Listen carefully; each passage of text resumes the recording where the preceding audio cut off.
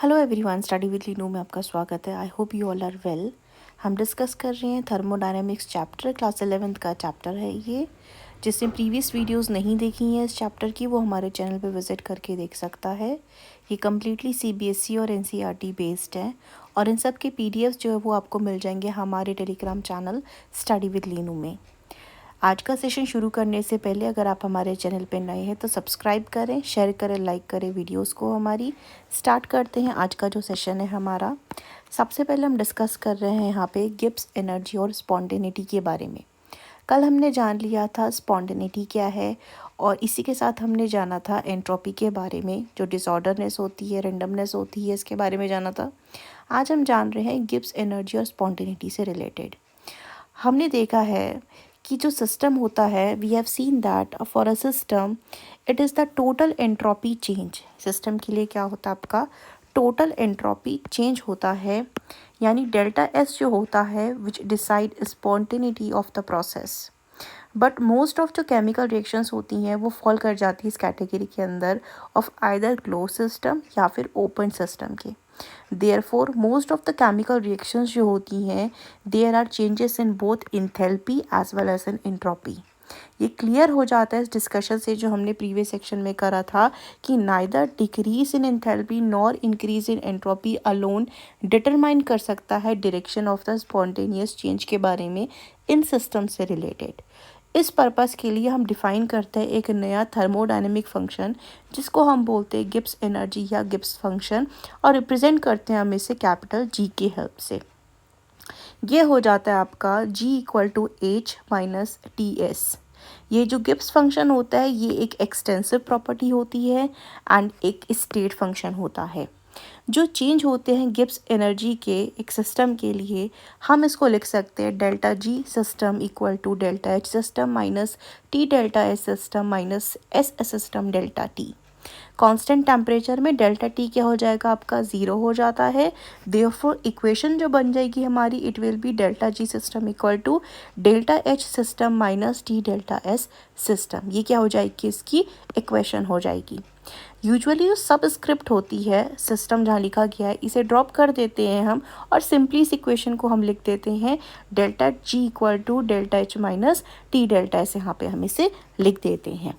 दस जो Gibbs energy change होता है ये किसके बराबर है आपका इंथैल्पी चेंज के माइनस करेंगे टेम्परेचर इनटू एंट्रोपी चेंज के बराबर होता है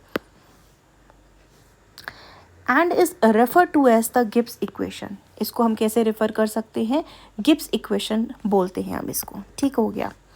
one of the most important equations in chemistry, chemistry के अंदर ये बहुत इंपॉर्टेंस रखती है गिब्स इक्वेशन।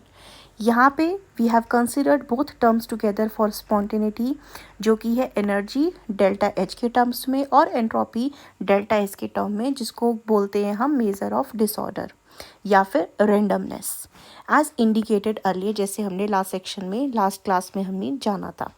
डायमेंशनली इफ़ अगर हम एनालाइज करते हैं हम जानते हैं हमें मिलता है कि जो डेल्टा जी होता है has units of energy because both delta H और टी डेल्टा एस जो होती हैं ये एनर्जी टर्म्स होती हैं। Since T delta S equal to होता है आपका के और ये हो जाता है आपका जे अपॉन के, यानी इसको हम बोलते हैं वैल्यू कितनी निकल के आती है हमारे पास, जे निकल के आती है। लेट अस कंसिडर करते हैं हाउ डेल्टा जी जो होता है वो रिलेट करता है रिएक्शन स्पॉन्टेनिटी से। हमें पता है डेल्टा एस यानी टोटल हो जाता है आपका delta S system plus delta S surrounding. If जो सिस्टम होता है ये थर्मल इक्विलिब्रियम में होता है सराउंडिंग के साथ में, तो जो टेम्परेचर हो जाता है सराउंडिंग का आपका इस same as that of the system. Also अगर हम इंक्रीज करते हैं इंथैल्पी को सराउंडिंग की, ये किसके बराबर हो जाता है, decrease in the enthalpy of the system के बराबर ये हो जाता है। देयरफॉर जो एंट्रोपी चेंज आता है सराउंडिंग का उसे हम लिख सकते हैं delta H surrounding equal to delta H surrounding upon T equal to minus पे delta H system upon T. अगर हम बात करते हैं डेल्टा एस टोटल की तो ये क्या हो जाता है delta S system plus delta S surrounding. तो डेल्टा एस सराउंडिंग की वैल्यू हमारे पास निकल के आई है minus delta H system upon T. Rearrange करते हैं जब हम इस इक्वेशन को तो हमें जो मिलता है that is T delta S total equal to T delta S system minus delta H system. Spontaneous process के लिए हमें पता है डेल्टा एस टोटल की वैल्यू ज़्यादा होती है 0 से, so T delta S system minus delta H system किससे ज़्यादा है, 0 से ज़्यादा है।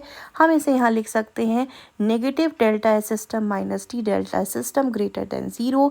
5.21 इक्वेशन जो रही है हमारी यहाँ पे ऊपर, इसे हम यूज़ करते हैं और हमें मिल जाता है minus delta G is greater than 0, therefore delta G किसके बराबर हो जाता है आपका, delta H minus T delta S, जो कि लेस देन हो जाता है किससे, आपके 0 से।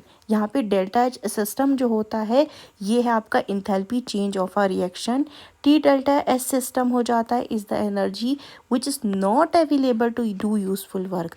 तो डेल्टा जी क्या हो जाएगा यहाँ पे, ये एक नेट एनर्जी है, अवेलेबल होती है यूज़फुल वर्क को करने के लिए, इस करके हम इसको क्या बोलते हैं, फ्री एनर्जी यहाँ पे इसको हम कहते हैं। इस रिएक्शन के लिए it is also known as the free energy of the reaction. तो डेल्टा जी का जो क्राइटेरिया होता है स्पॉन्टेनिटी का, एक कांस्टेंट प्रेशर और टेम्परेचर में अगर हम देखें तो अगर डेल्टा जी नेगेटिव होता है तो प्रोसेस होता है आपका स्पॉन्टेनियस, और अगर डेल्टा जी आपका पॉजिटिव होता है तो प्रोसेस क्या हो जाता है आपका नॉन स्पॉन्टेनियस हो जाता है। ये आपको याद रखना, it is very important. Note if a reaction has a positive enthalpy change और पॉजिटिव एंट्रोपी चेंज, ये स्पॉन्टेनियस हो सकती है जब T delta S is large enough to outweigh delta H. ये दो तरीके से हो सकता है। पहला तरीका है positive entropy change of the system can be small, जिसमें जो टी होगा वो लार्ज होगा। दूसरा होता है positive energy change of system large हो सकता है, जिसमें जो टी होगा वो आपका स्मॉल होगा। जो पहला वाला है is one of the reason why reactions जो होती हैं वो कैरी आउट होती हैं हाई टेम्परेचर के अंदर। इसको हम यहाँ पे देख सकते हैं इस चार्ट के थ्रू, जो हमें टेबल दी गई है ये 5.4 में इफ़ेक्ट ऑफ टेम्परेचर और स्पॉन्टेनिटी के बारे में बताया गया है। यहाँ पे जब यहाँ पे एंथैल्पी नेगेटिव होती है और एंट्रोपी आपकी पॉजिटिव है तो आपका जो यहाँ पे डेल्टा जी दिया है इसकी वैल्यू यहाँ पे नेगेटिव दी गई है, तो रिएक्शंस क्या होती हैं एट ऑल टेम्परेचर में आपकी यहाँ पे स्पॉन्टेनियस होती हैं। वहीं डेल्टा एच नेगेटिव है, डेल्टा एस नेगेटिव है और डेल्टा जी नेगेटिव है लो टेम्परेचर में, तो भी रिएक्शन स्पॉन्टेनियस है। वहीं डेल्टा एच नेगेटिव है, डेल्टा एस नेगेटिव है और डेल्टा जी जो है एट हाई टेम्परेचर पे पॉजिटिव आता है, ये रिएक्शन क्या हो गई आपकी नॉन स्पॉन्टेनियस है हाई टेम्परेचर के अंदर।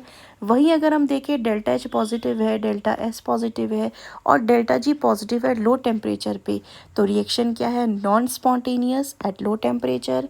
वहीं डेल्टा एच पॉजिटिव है, डेल्टा एस भी पॉजिटिव है और डेल्टा एच नेगेटिव है हाई टेम्परेचर पे, तो हाई टेम्परेचर में क्या हो जाएगा अब आपका रिएक्शन स्पॉन्टेनियस हो जाएगी। वहीं अगर हम देखते हैं डेल्टा एच पॉजिटिव है, डेल्टा एस नेगेटिव है, डेल्टा जी पॉजिटिव है एट ऑल द टेम्परेचर, तो reaction will be your non spontaneous reaction. ये टेबल एक बहुत इंपॉर्टेंट टेबल है फॉर योर एग्जाम्स। एंट्रोपी और सेकेंड लॉ की अगर हम यहाँ पे बात करते हैं थर्मोडायनेमिक्स के, हम जानते हैं जो एक आइसोलेटेड सिस्टम होता है जो चेंज होता है उसमें एनर्जी का वो कांस्टेंट रहता है। देयरफॉर इंक्रीज जो होगा अगर एंट्रोपी में इस सिस्टम से related is the natural direction of a spontaneous change. इसको हम क्या बोलते हैं यहाँ पे सेकेंड लॉ ऑफ थर्मोडायनेमिक्स। पहले लॉ ऑफ थर्मोडायनेमिक्स के जैसे ही जो सेकेंड लॉ होता है डायनेमिक्स का, इसको हम स्टेट कर सकते हैं बहुत सारे तरीके से। जैसे जो सेकेंड लॉ होता है डायनेमिक्स के एक्सप्लेन करते हैं वाई स्पॉन्टेनियस एक्सोथर्मिक रिएक्शंस इतनी कॉमन क्यों होती हैं। एक्सोथर्मिक रिएक्शंस में जो हीट रिलीज होती है बाय द रिएक्शन इंक्रीज करती है the disorder of the surroundings and overall entropy change जो होता है इसमें पॉजिटिव आता है, जो रिएक्शन को स्पॉन्टेनियस बनाती है। वहीं इसके बाद अगर हम डिस्कस करते हैं एब्सोल्यूट एंट्रोपी और थर्ड लॉ ऑफ थर्मोडायनेमिक्स के बारे में, मॉलिक्यूल्स जो होते हैं सब्सटेंस के may move in a straight line in any direction, they may spin like a top and bonds in the molecules stretch हो सकते हैं, कॉम्प्रेस हो सकते हैं। ये जो मोशंस हो रहे हैं मॉलिक्यूल से इसको हम क्या बोलते हैं ट्रांसलेशनल, रोटेशनल या वाइब्रेशनल मोशंस बोलते हैं।